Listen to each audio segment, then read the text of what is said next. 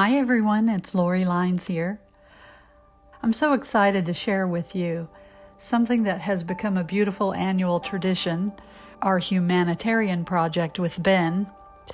Every year, Ben and I come together for a very special QHHT session where we invite your burning questions to be answered by his higher self.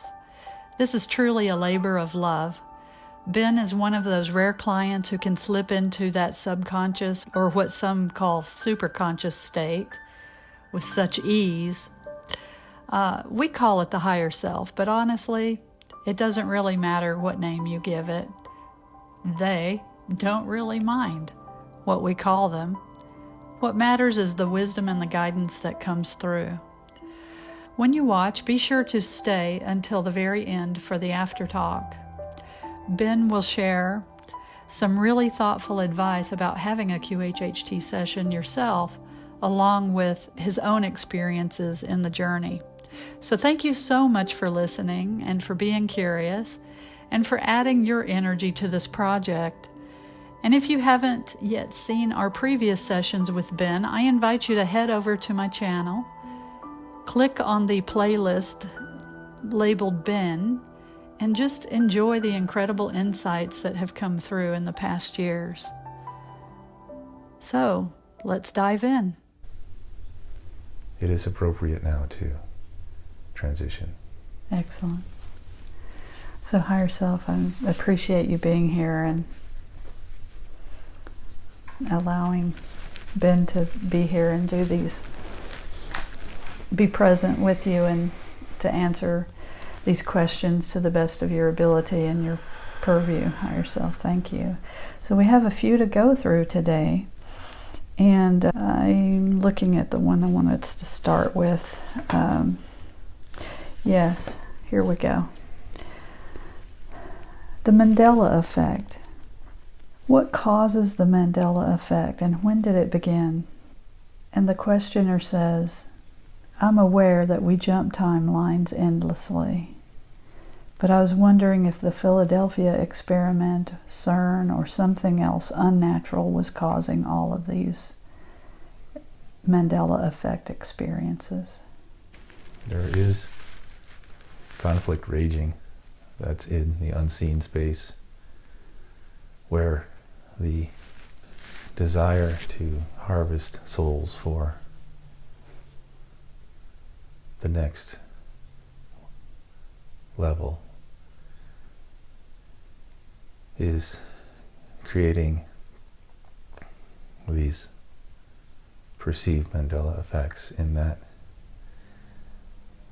the jerking of the time can be viewed as a tug of war. Imagine that the rope is you, the experiencer, and on one end of the rope are those tugging for their polarity, and the opposite end of the rope is held by those tugging in the opposite polarity. You, the rope, are feeling the tugs left and right, and you perceive these as jumps, and they are simply a competition for your awareness, your spirit, your uniqueness. If you desire to continue the experience, then stay in the center of the rope and let the tug of war occur. But if you choose a side and aid that side, it will lessen the tugs, and you will be victorious on the side that you favor. Excellent, thank you. Are most of the people, places, events in our human lives, quote, self-made projections of repetitive thought forms manifesting for our review, growth, empowering each of us to be mindful creators, meaning the other in our lives is a projection of self? You may think of it in 3 layers. The first overarching layer is that of the creation, the one infinite creator, and there is the only single perception. That perception then is dissected or broken into a social collective, and that social collective is primarily responsible for the greater environment, the macro environment that you experience. The third layer is your individualized perspective, and you are a creator in that sense, but you are also subject to the creation around you. And although you may not be able to have enough energy to manipulate the larger creation, in other words, you may not be able to tear down a building that was built by the social consciousness. You, however, can shape your immediate surroundings, such as a room inside that building. You can tailor it based on your desires. The same is true in encountering another consciousness, that you can choose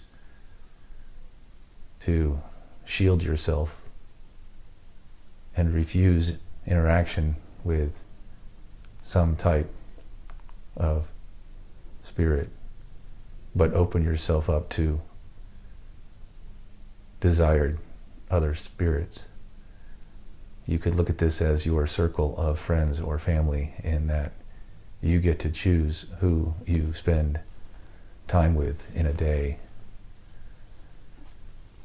But there are limitations in that you cannot deconstruct something that the social consciousness has constructed without enlisting their help in a larger pool of souls to deconstruct that which you find undesirable. Okay. This next one is a little bit of an exploration of mediumship. Can mediumship be done by connecting with the higher mind of the person who passed?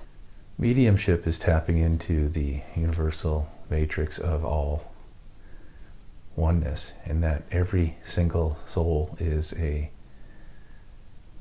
divine fractal of the one consciousness. And mediumship is the ability to navigate to one of those consciousnesses in order to make a connection with the subject in front of you. So picture, if you will, 3 different items. The first item is the soul who wants to connect with a past loved one. The second item is the connector, the medium. And the third item is the soul who has moved on. The medium is gifted in that it can sift through all of the numerous souls who have gone before and find that one that the seeker is wishing to connect to. That is the gift of the medium. Thank you. What healing techniques can be used in a mediumship session to heal, guide, or bring clarity during a mediumship session? The medium may remind the seeker that all healing is performed by the seeker. That if you recognize, if the medium can help the seeker recognize that in the truest of truths, you do not require healing, for you are already whole and intact. You are already healed. There is nothing to be healed. That is a distortion that you have allowed into your environment. And the medium can remind the healer to decide that pain or discomfort is unwelcomed and unnecessary, and that a return to wholeness is achievable. Excellent. Are mediumship sessions advised, or is there an alternate form to assist in dealing with the loss of a loved one, or in proof of life after death that can be shared with a client? Mediumship is just a vehicle. The seeker may choose any vehicle that the seeker is attracted to. If the seeker is attracted to mediumship, then there is no harm in pursuing that vehicle. If the seeker would rather meditate on their own, or pray, or have some other vehicle that they choose, there is no wrong choosing. Go with your heart. Mm-hmm. And if your heart tells you mediumship is the way, then it is, for you, the way. What service to humanity does mediumship provide, or are there more effective ways to assist clients within a 30-minute to an hour session? Mediumship is a service of others. And it is the medium's skill with enabling the connection that is the service. As previously stated, it is one of many vehicles, and there's no wrong or right in choosing to see a medium. Okay. Shall I move to the next question? As you wish. Dolores Cannon said, one of the purposes is to learn how to manipulate energy. How do we manipulate energy in the best possible way, all of our highest good? The greatest way to manipulate energy is to be in nature and to plant your feet in the garden such that your connection with Gaia is uninterrupted. In that state, if you breathe and picture energy collecting in your chest, in your torso, if you can picture that energy collecting and growing while breathing deeply, build up that energy such that it is ever growing to a point where you feel like you cannot contain it in your vessel. It is too large, it is too strong. And then you release that into the environment with the need, with the intent to go forth and do good. Send that energy out with love. You are moving energy for the collective good. You can do this in any environment you wish. It is not necessary that you stand in grass or sand or dirt or water. You can sit as well. But there is a key connection with the earth that will help you garner that energy much more easily than as if you were sitting in the comfort of your own home on a soft surface shielded from the earth and the environment. It still can be done, but you will gain energy faster in the natural environment. Okay. How can we evolve to be more compatible with Earth's energies as we shift to 5D? What are examples of the changes humans will make as we become a 5D consciousness? Most evolution of the body happens in rest. While you sleep, while you meditate, or while you rest. If you want to aid your journey forward with attuning to the environment, be deliberate with your rest. Sleep soundly, comfortably.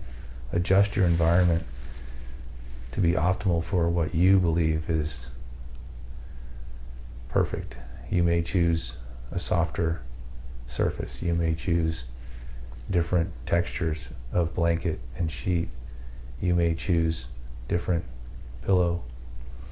Make sure that when you rest in an ideal environment. During your waking hours, rest in a peaceful environment as well, not necessarily to sleep, but to conserve your energy and to be in the now. Imagine yourself, even if you're not in a hammock, imagine yourself in a hammock. There's not much you can do except lie there and rest. That is the path forward for allowing the body to absorb the new energies of the light and grow with the evolution of the planet.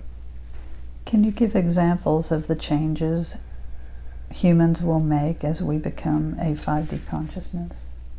You will find that you crave foods that are more naturally grown and that regenerate. For example, an apple or a pear or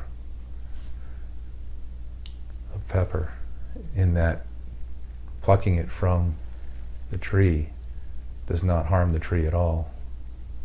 It provides room for more to grow. You will find that you're craving for those things that are more natural. You will find that a balance in what you eat is desired. That is one indication of your bodily evolution. From a physical standpoint, you will be less sensitive to the sun, in that your susceptibility to sunburn is lessened. You will, instead of the light only reaching the surface of your skin and burning it, you will absorb it more deeply into the body, and you will not experience sunburn, as the body can absorb the light more deeply inside. Your eyes will become more adept at seeing in the darkness, because you will have the ability to produce light from within. You will be able to illuminate your environment, and it will be perceived by you as an improved ability to see in the dark, but in reality you are the one shedding the light while the sun is on the other side of the surface. So I'm just going to read this the way this man wrote it. He wrote, I hear a lot of talk about protecting your energy from those who want to steal it. Now this idea causes me some cognitive dissonance. I don't believe that anyone can take my energy unless I believe that and allow it to happen. I've always been fascinated with my energy and the energy of others, and would like you to elaborate on this belief that we must protect it, and if that is necessary, what is the least harmful way to go about doing that? So we applaud the author for his ability to know that what you believe is the reality. that you are correct, that you can retain your energy in simply believing it cannot be taken. However, there are several in the world that believe it can be taken, and in so believing, that belief cannot be breached. It is honored, and you open yourself up to a taking of energy. We can do, as the author examples for us, and believe in our heart that the energy is preserved to us and only us, and we can choose who to grant it to. And in that belief, you are protected. There is nothing that can breach you or breach that belief, because your belief is a law that all others must abide by. Excellent. Next question. Can we achieve to be fully awakened in this lifetime? Yes, but we must quantify the word fully awakened. The act of being fully awakened is spectral, it is strata, it is layered. You must think of that in terms of the limits of the layer you can awaken to. If the author is asking, can you awaken to the next level of evolution? Certainly, you can. But if you are going to climb multiple levels, it is extremely difficult to leapfrog. So, in the intent of the question, yes, awakening will happen and is happening and can happen. And that is typically done only to the one next level of awareness. Some will call that the lifting of the veil, in that you will realize that your spirituality is not confined to a single lifetime experiencing now, but that you are the culmination of several lifetimes. That awakening is happening now and can happen. The pathway to that is you must turn inward and open the eye of your heart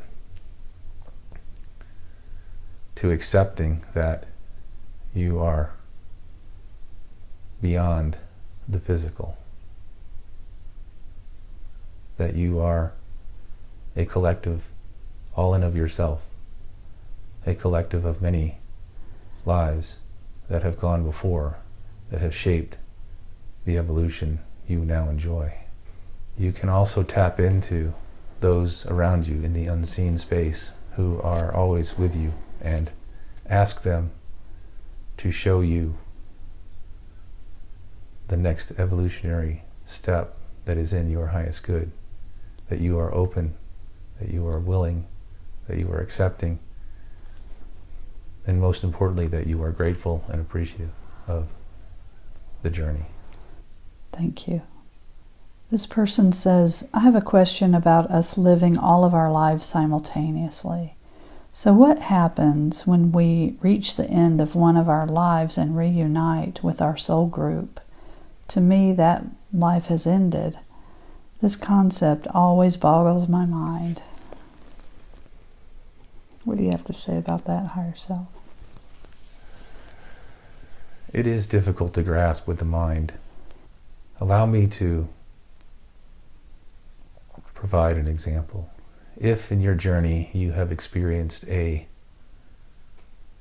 travel to a different place on the planet, perhaps you visited a famous city or landmark or other location,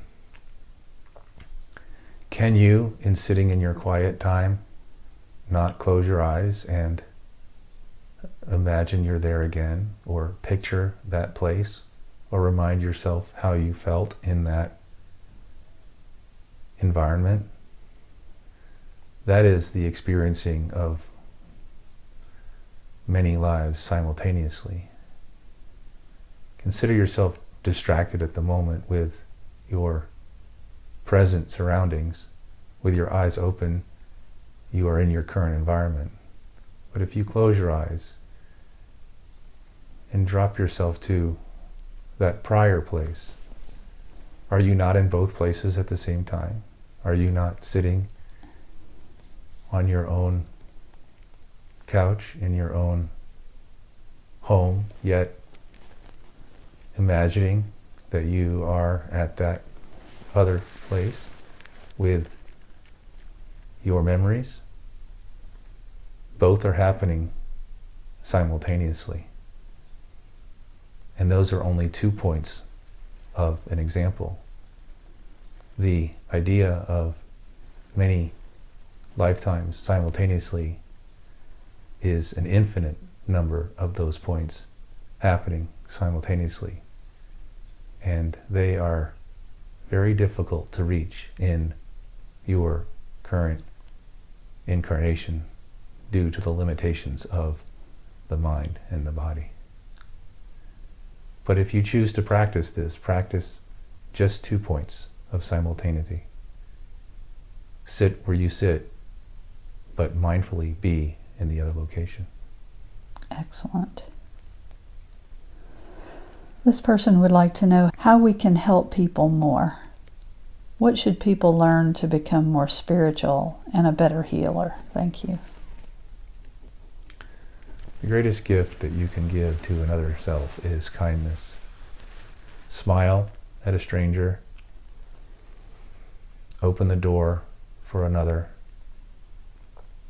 Let someone else go first before you, happily. Be generous with your kindness, and you will see the world heal quickly. It is an interesting infection, if I use your earthly terms, that you can infect another with kindness, and that infection can spread fast or slow, but it does spread. So if one desires to be of service to others and to help, kindness is a key energy that you can exude. Excellent, thank you. What is the single greatest illusion humanity is still collectively living under? And how will its unraveling transform our reality? You live under an enormous number of illusions, and it is difficult to pick the greatest that could be unraveled.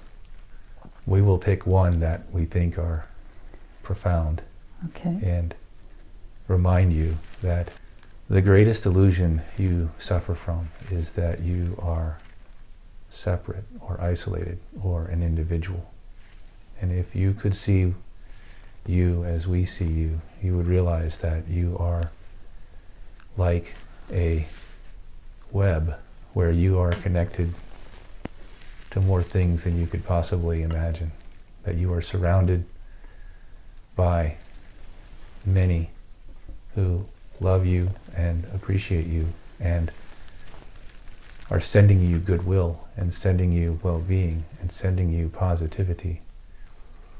If you could drop the illusion that you are somehow alone, you would move further along the journey toward oneness, which is all our goals to achieve. Okay.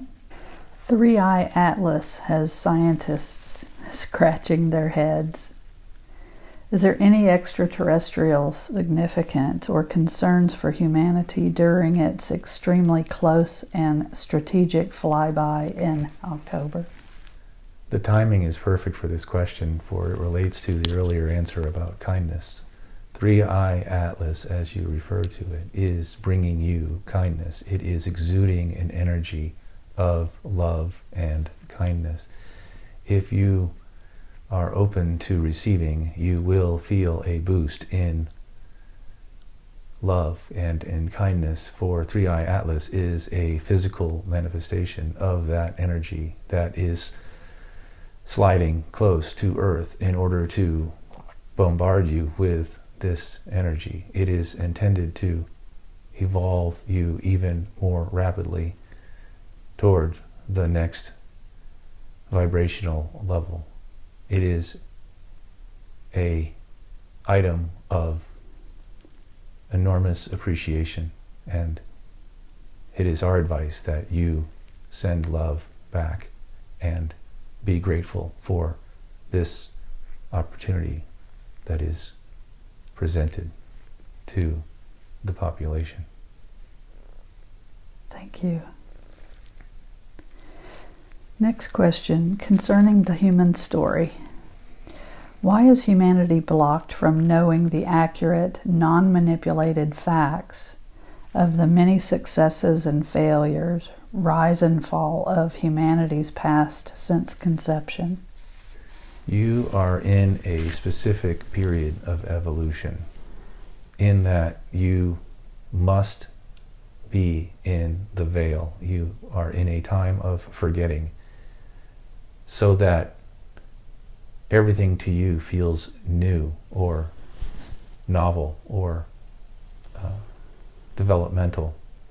It is essential for your growth that you not comprehend the full past of your existence and those that came before you. You are to uncover that and discover that in your current journey.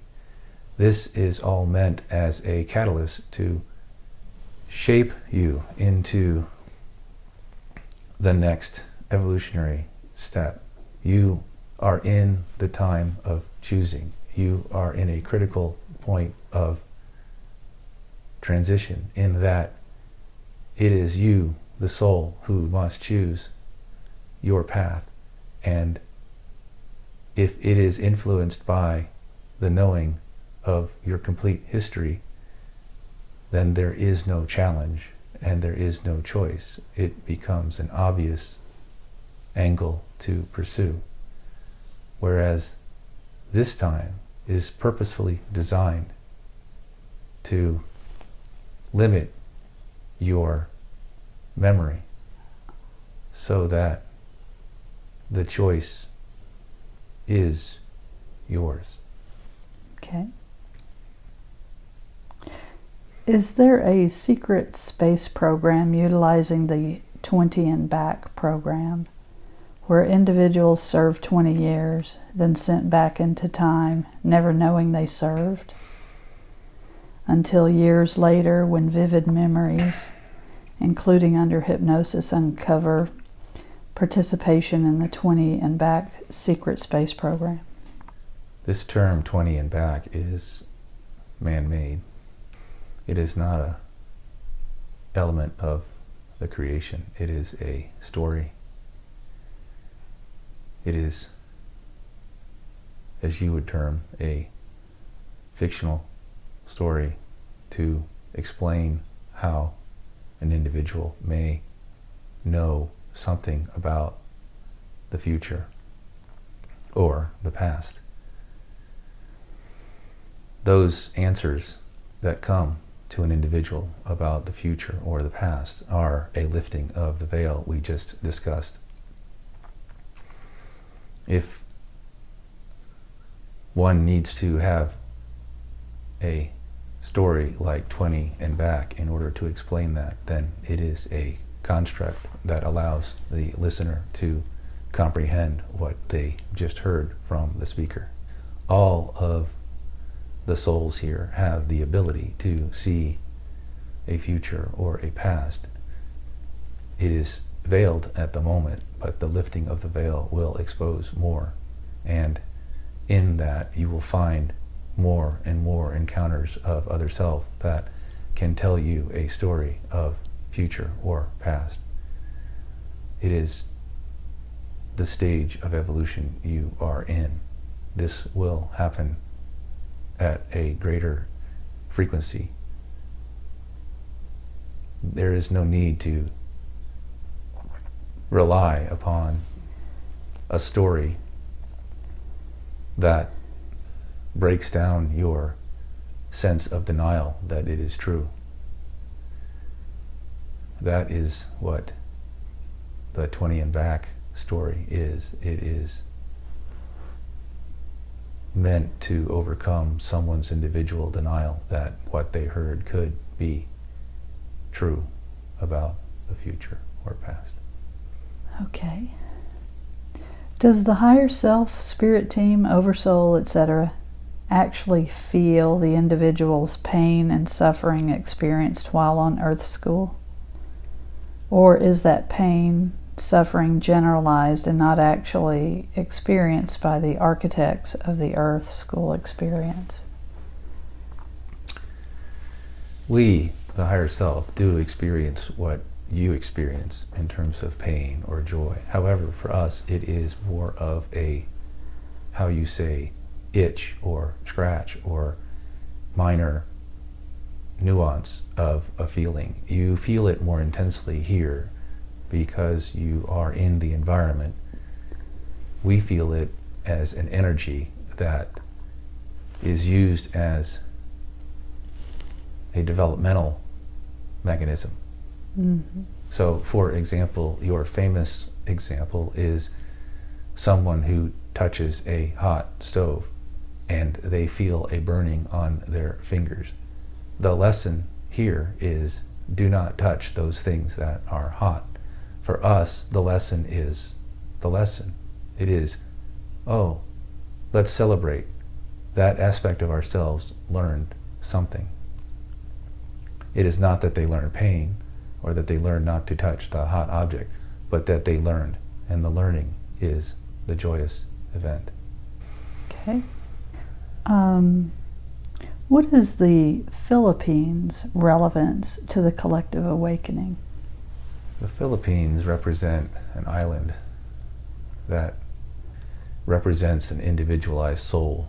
But when you realize that that island is touching water, it is touching the shore, it is touching the earth beneath the water, and that it is connected to the rest of the earth via those other connections.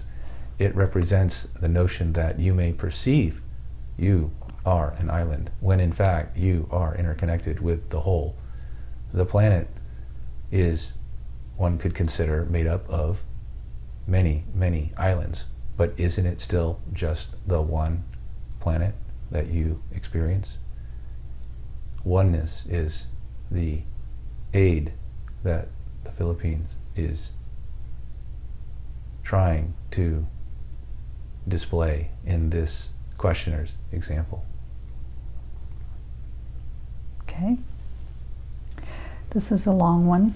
Is it possible that when we remember past and parallel lives, that not only is it that we can view the lives that we have personally experienced ourselves, but that we can also, by going back far enough, tap into the infinite memories of the one mind, thereby enabling us to see the experiences of others, or, better stated, view lives or see through the eyes that we did not personally experience or have, but that we still have access to by nature of us being interconnected with the all.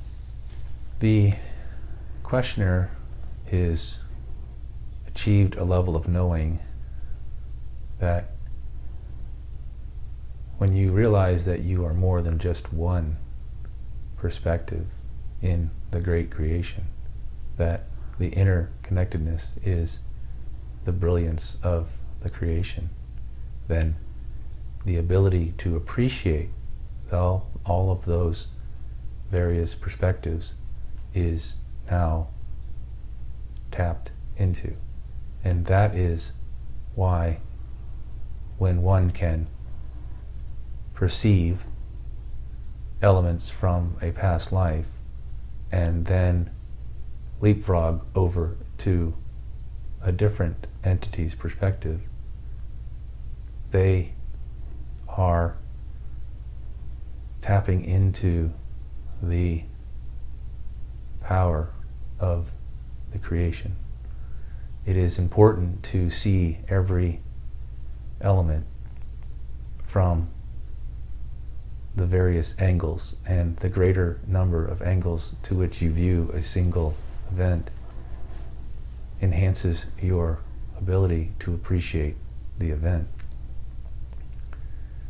I believe that this questioner is seeking confirmation that having the ability to see an event from multiple, what they would perceive as souls or experiences, is actually the oneness seeing the oneness.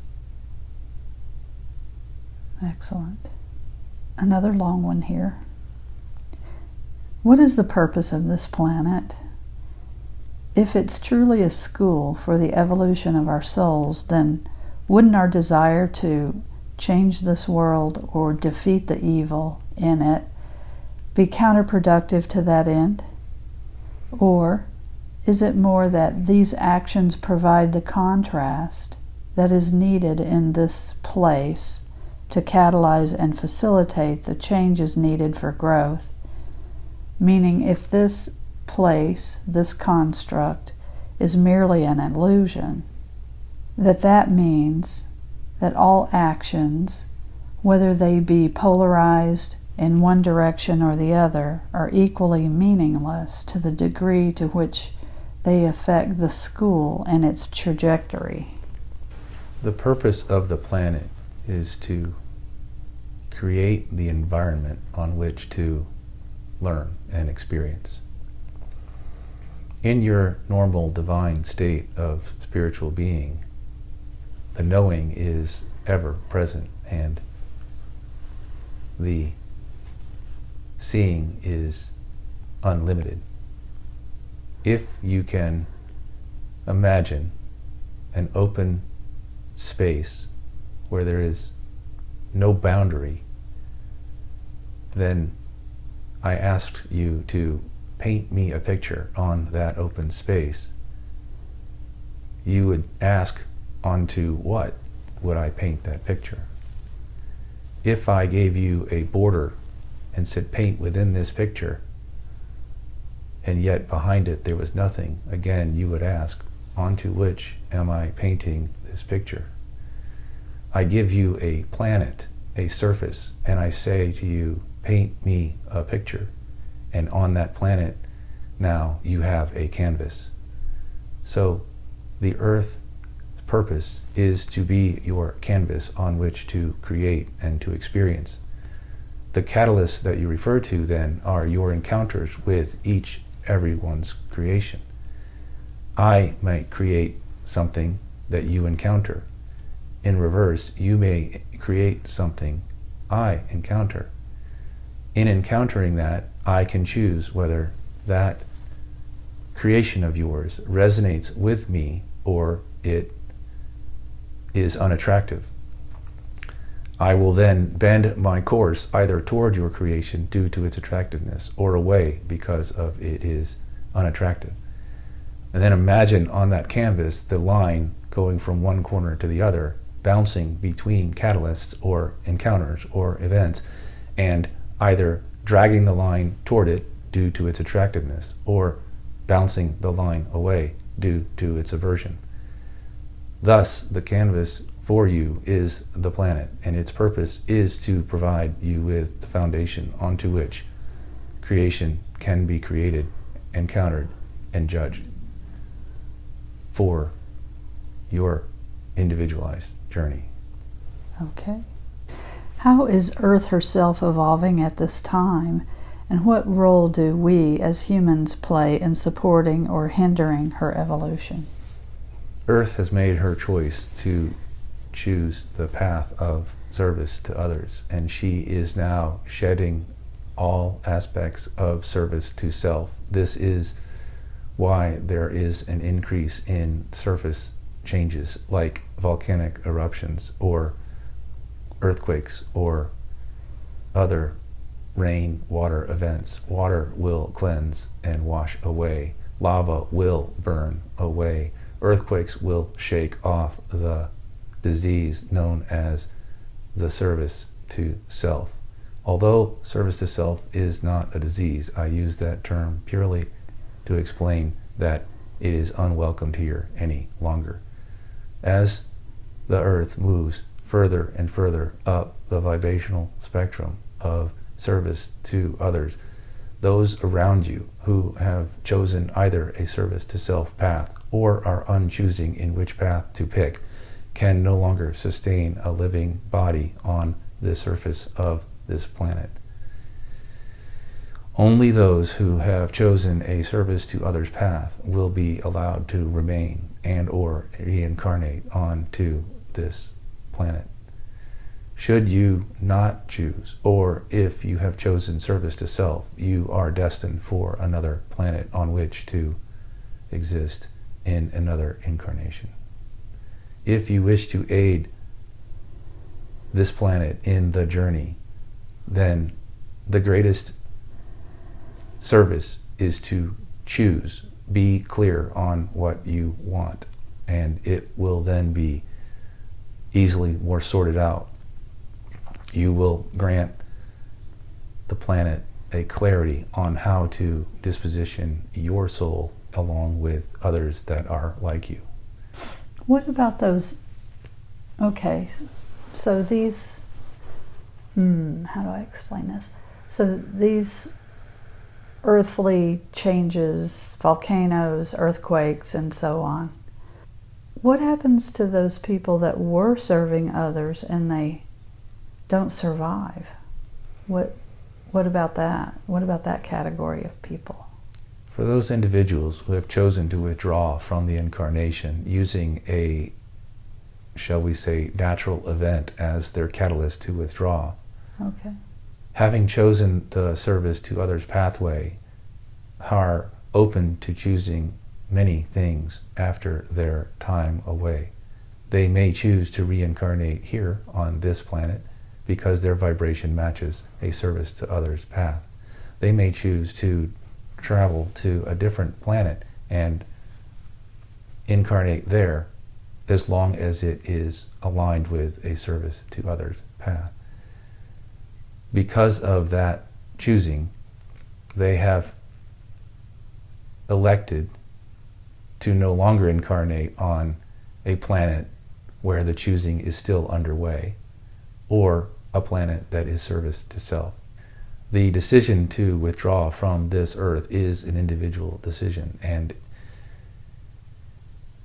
you are free to choose any vehicle you wish in order to withdraw from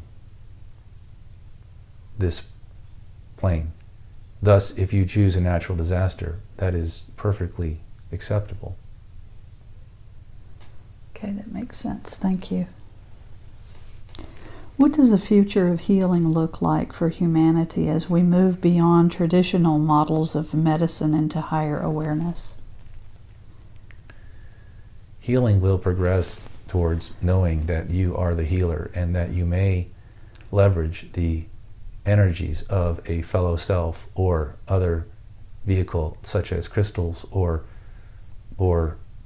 spiritual symbols that you resonate with.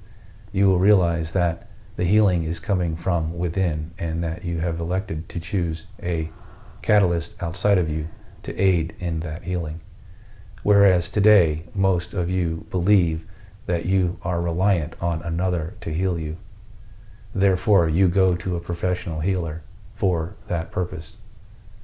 Those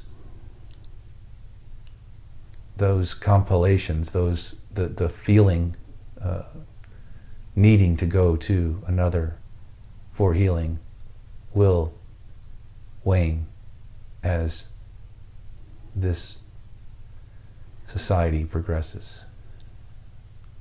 Okay. Next question.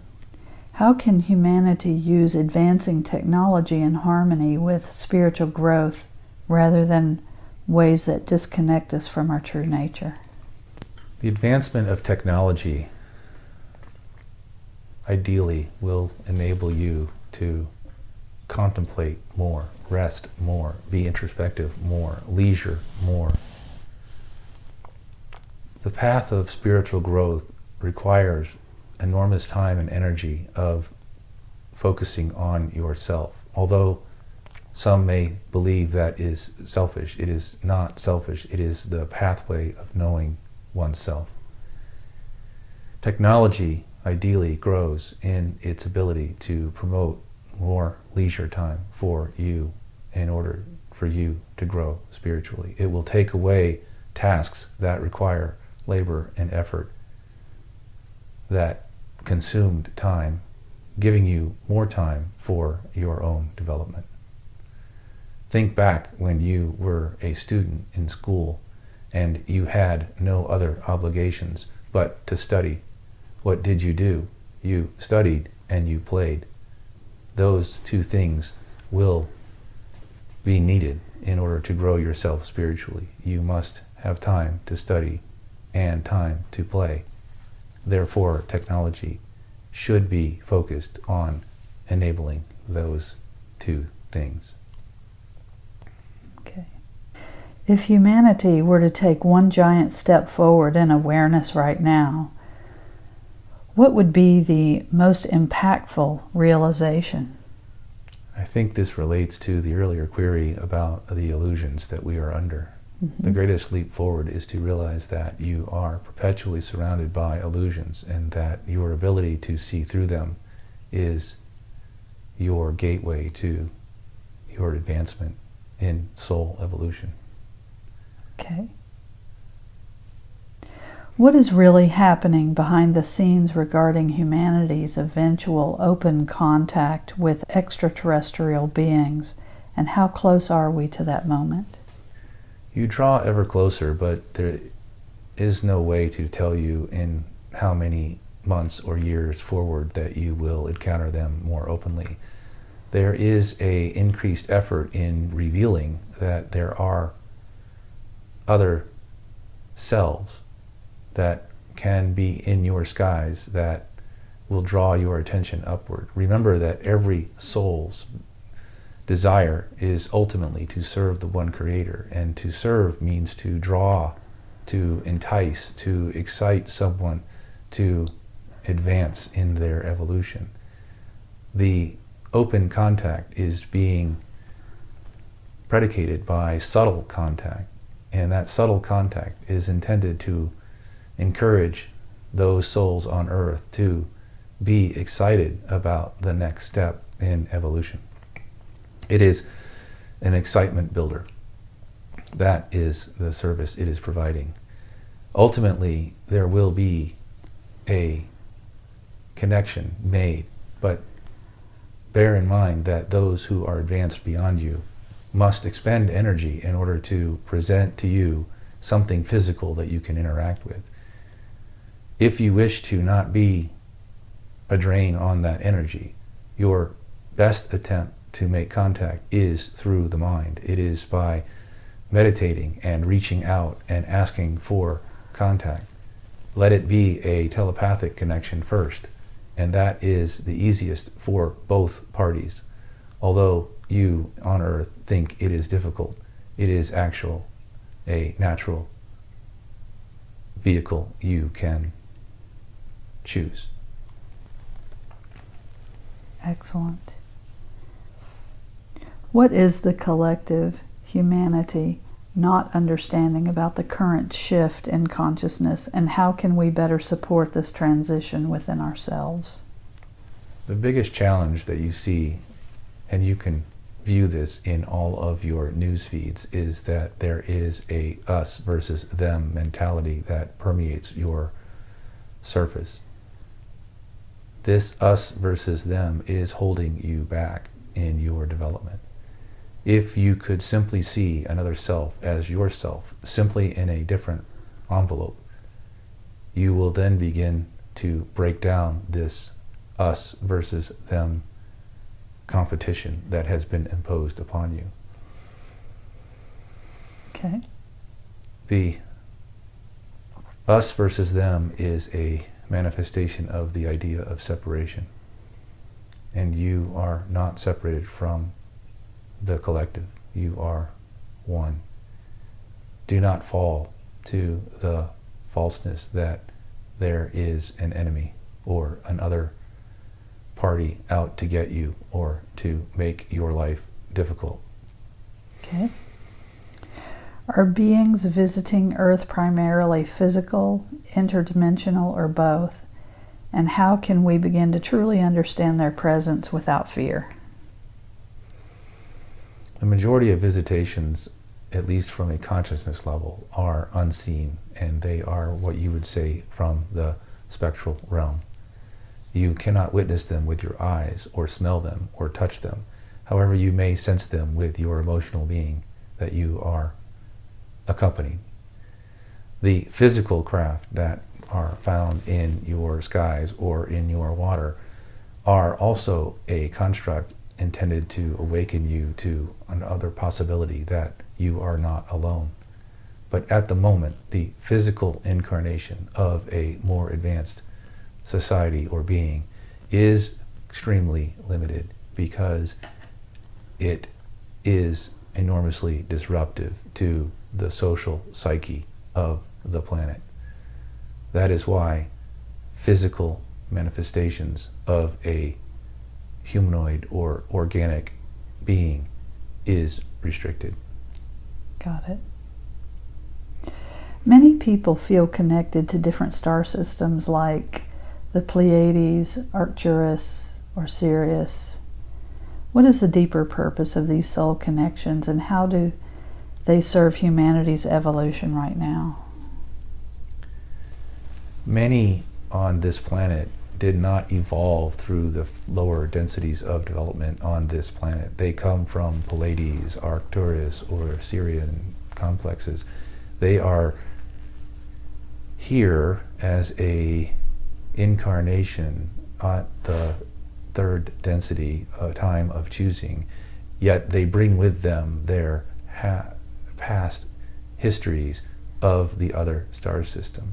This is why you have on this planet a eclectic belief system in terms of your span of religions or your span of art and beauty and what people define as attractive. These souls who have incarnated here are bringing with them a different vibration to blend with this vibration in hopes of raising the overall vibration. Okay. Mm-hmm. Makes sense. What is one of the greatest truths about humanity's galactic history that has been hidden from us but is ready to be revealed now?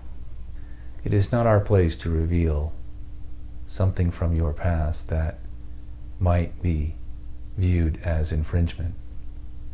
We will simply say that you may not realize how celebrated you are as a culture and as a society. And I think letting you know how impressed the rest of the universe is with your progress is what we wish you to hear.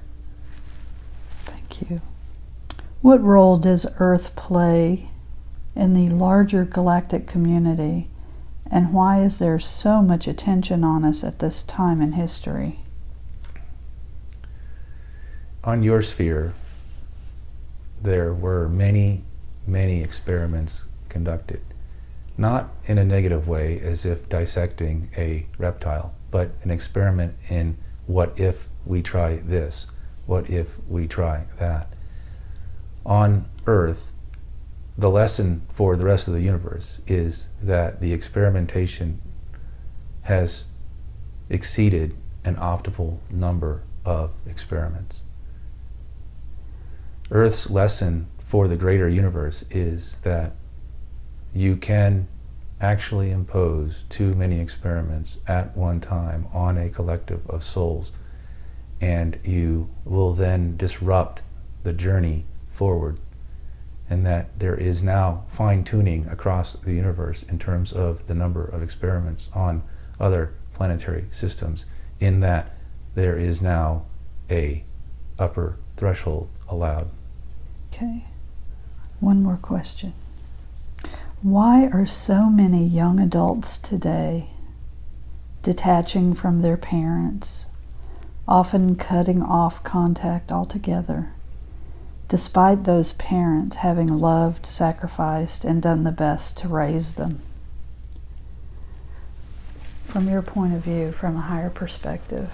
This activity is an effort to break down the social structures that have existed for a long time on the planet. Your current memory of how things work is what you believe to be the only thing that works. The younger generation is a disruptor in this, offering to you a perspective of an alternative pathway that might actually produce better results, if not at least the same. For example, in your world, you believe that you must work hard in order to make an income, and that income must be saved in order to build up wealth, and that wealth is essential so that one day you can stop working so hard. The youth are trying to teach you that why not start your life not working so hard? How about enjoying more leisure and more pursuits of your interests and those things that challenge you mentally? And why can't that be the way of life? The older generation see this as lazy, or see this as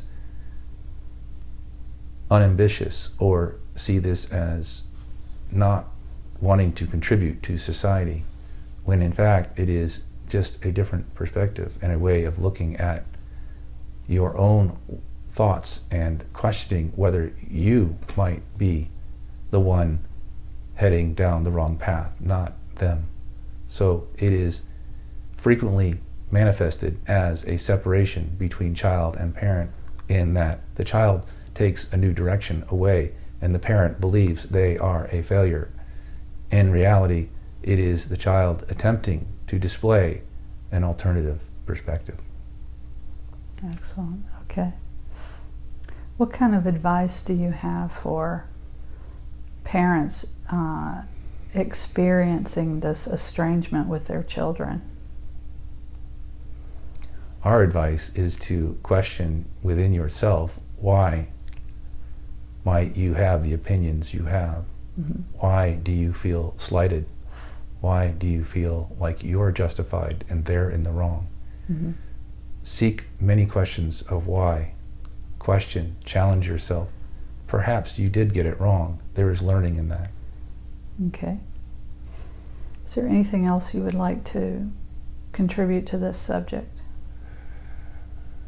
We hope that we have been helpful in explaining the perspective we have on the queries that were presented, and hope that those who listen might find a new way of looking at things based on these answers. Our desire is for your growth and your advancement and your evolution.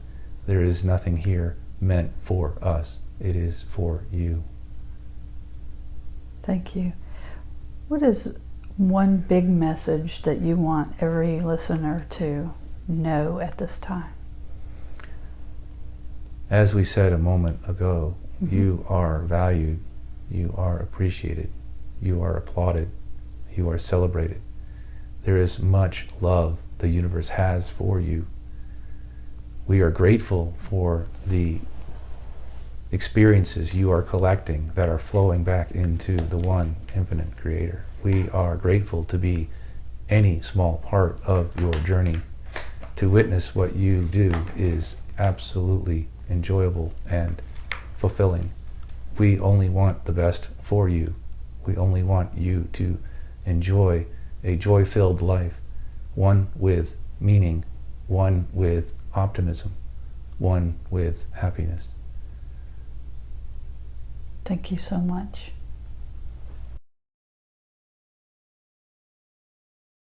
So Ben, how do you feel after this Really good. session of lots of questions this Really time? good. Yeah. Very good. There were things in there that I'm like, ooh, I've never heard of that. I don't recognize that term. I'm curious. I was curious to see how the answer would come through. What terms or terms? So the Mandela effect, I didn't know what that meant. The 20 and back, I didn't know what that meant. Uh-huh. So it's really interesting to go, because me, I'm in my perspective, I am pushed back in the scene, and I am a spectator. Right. And so when a question like that comes through, I feel like I hear it, and I obviously higher self hears it, but I hear it and I go, ooh, I have no answer to that. I have no idea what that is. Yeah. That's how I feel. But higher self says, here's all the answers. Just starts rattling off answers. Right. And then as I listen to it, I'm like, oh, that's pretty profound. Like, okay, I get it. That makes sense. Yeah. Yeah. So it's kind of interesting to be a spectator in this. Yeah.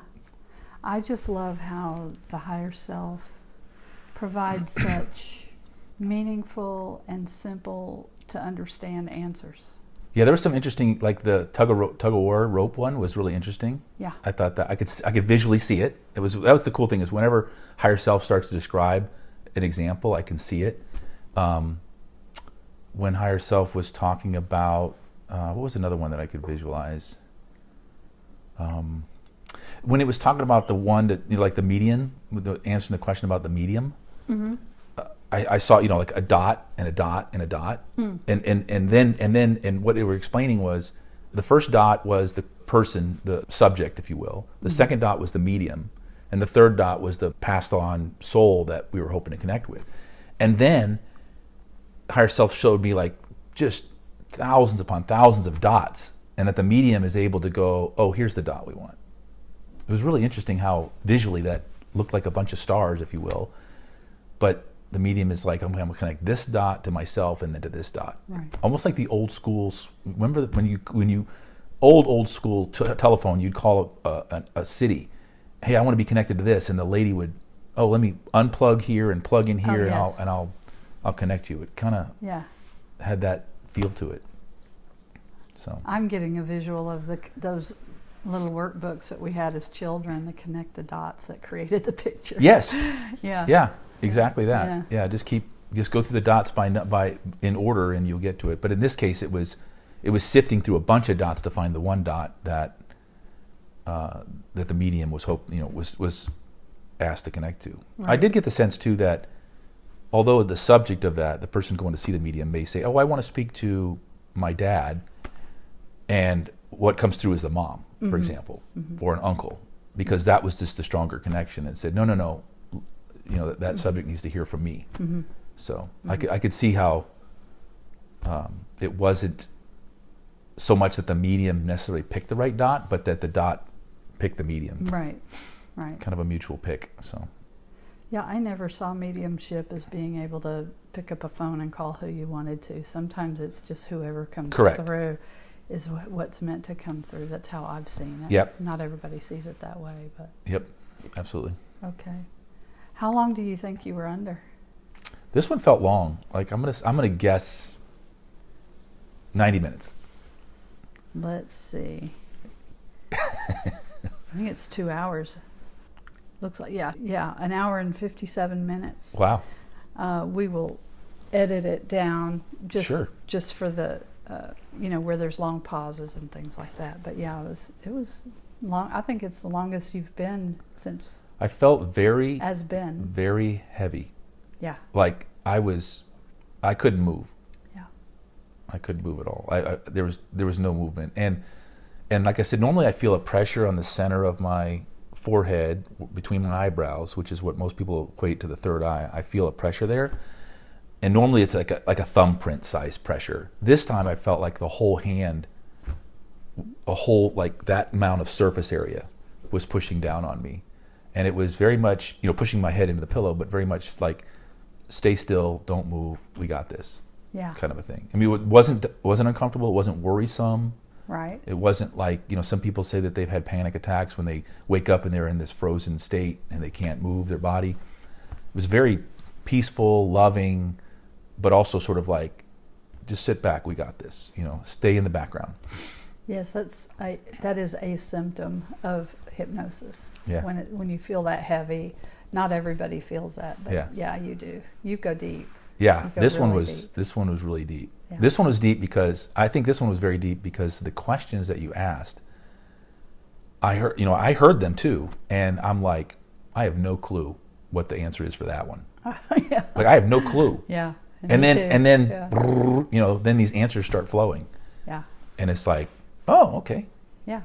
I got it. Learn something new every day, don't Every we? day. I can't wait to listen to this recording because I don't remember half of it. Right. And I'm going to be like, oh, that's really deep, It So, seems like the more you do this, the deeper you go.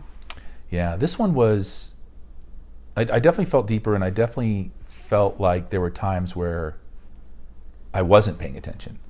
Like I'm like, I gave up. Like the question was whatever, and I'm like, I don't know. I don't know. And then I just sort of gave up. But then the answers flowed. Uh-huh. And then after that, I was like, oh, did I miss it? No, I guess I heard some of that. You know what I mean? Like Yeah. it was really very weird to feel split like that. Mm-hmm. Where your mouth is moving, you're answering a question. At least the body is answering the question. But me, who I think is me, is like, who's talking right now? Mm-hmm. Yeah, very fun in that regard. Good. Well, do you have anything else you want to share? Anything else you want to? I did appreciate how Higher Self said, guys, you're celebrated, right? You're really, like there's a lot of eyes on the earth, and there's just so much appreciation. How and all did that you stuff. experience that? A lot of pride. Okay. Yeah. That there was sort of like a warmth, like you're sort of cradled. Mm-hmm. Like, don't worry about it. We think you're awesome. So yeah, that felt really good. The only time I think I got emotional before that was when we were asking some of my individual questions, Mm-hmm. and they, and in one of those we talked about, my first event, and Right. I got teary-eyed there because I was feeling the emotion, right? Because remember the question was about. So then I wound up having to feel all that again. Yeah. So I started getting teary-eyed in that because it was just there's a lot of energy out there, and if you can't transmute it, it just gets stuck. This is what everybody talks about, like, oh, I always have stomach problems. Well, there's stuck energy there, Mm-hmm. or I have back problems. There's stuck energy there. Or I always have migraine headaches. There's stuck energy there, and that was a reminder of the ability to unstick that with a group of people, as opposed to just doing it all on your own. So that first event that you had an emotional reaction to, why do you suppose your higher self wanted you to see that and feel that again? I would say I felt like the higher self was, hey, look, you can feel that and it's harmless. It was an interesting duality. Like, I'm crying, why is that harmless? Mm-hmm. Or I feel this, whatever pain, if you want, emotional pain, why is it harmless? So it was a really interesting message from higher self that says, oh, you can feel it. Go ahead. It's harmless. Mm-hmm. It's harmless. And meaning sort of, it's okay. It's good. Mm-hmm. Even if you're sad, it's good. Yeah. Right? It's Right. good. Yeah. You're feeling it. And it's kind of hard to express how that comes across, but I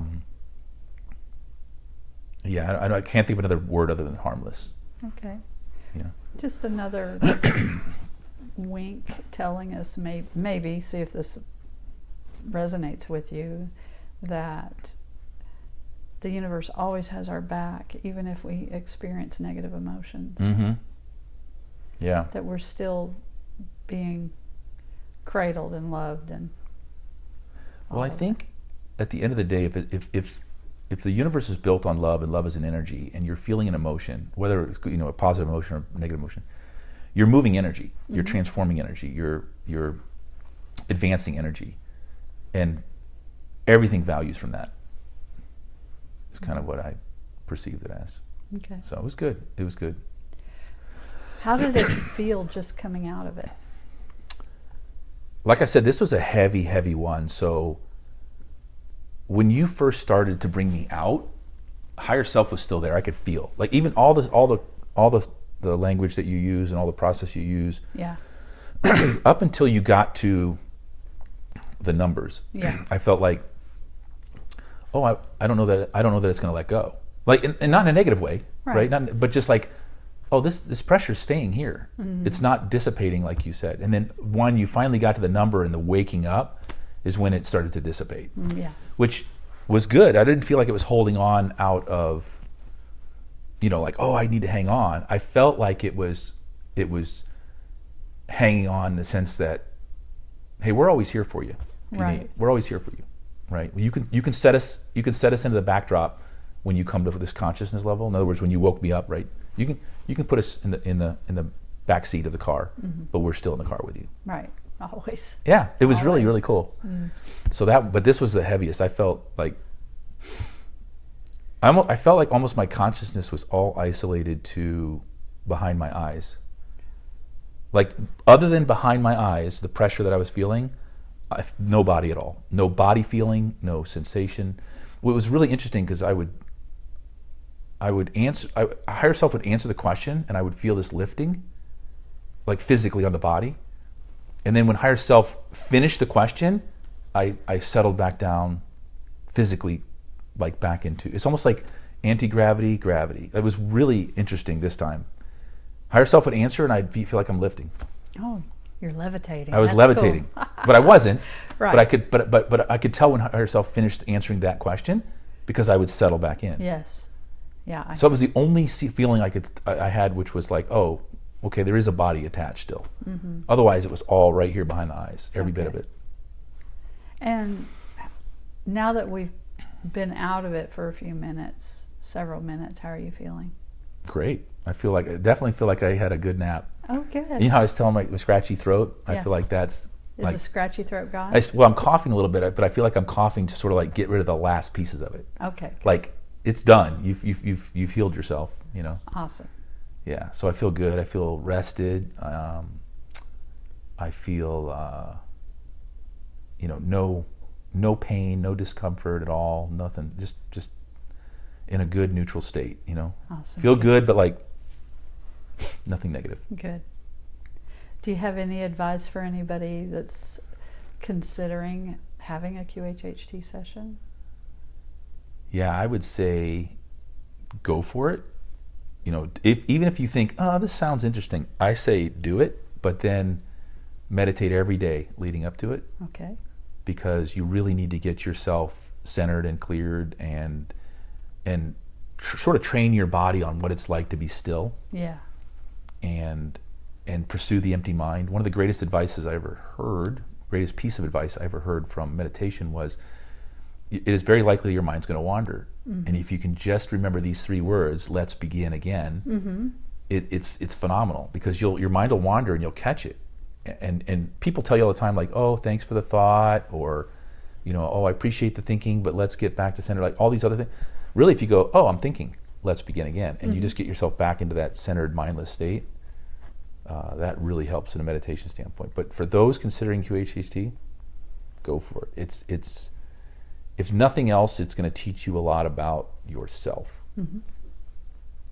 Even if you have what we had talked about, not so good a session, where you feel like, oh man, I couldn't get into the state, and I kept interrupting, or I didn't feel it. Mm. Well, that's telling you something. Mm-hmm.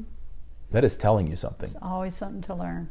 I mean, if you can't get into a peaceful, calm, restful state, take that as, oh, I'm a restless individual. Mm-hmm. I am go, go, go. Mm-hmm. I am always on, always thinking. Maybe I shouldn't be. Mm-hmm. Very good. Yeah. Well, I'm going to conclude this for today. Thank you for this again. Hopefully we can keep on doing this. Absolutely. Thank you. Thank you so much for watching. If you found this video helpful or valuable, please like, share, comment, and subscribe. Your engagement helps the algorithm share this message with a wider audience, which is part of our collective mission. If you're interested in scheduling a QHHT session or experiencing the other services that I offer, please visit my website at www.lorylines.com. I'd also love to hear from you. Drop your thoughts, your feedback, or even your burning worldly or otherworldly questions in the comments, whether here on YouTube or on my Facebook page or on Instagram. The links to all my platforms are in the video description. Your questions inspire future Ask Ben's Higher Self videos. Finally, I want to express my deepest gratitude to Ben for collaborating on this meaningful humanitarian project, and to my producer, Matt, whose tireless commitment and creativity have brought this vision to life. Thank you for being a part of this journey, and I'm sending you love and truth. I am Lori Lines.